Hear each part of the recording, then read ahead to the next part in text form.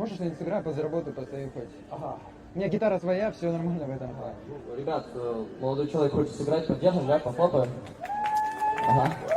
Папа, можешь помочь подключиться, а то у меня рука сломана. Как играть вопрос? А, ну вот это, как-то выкручиваться надо, я приноровился лево играть. Ладно, да. Давай. Сейчас, секундочку.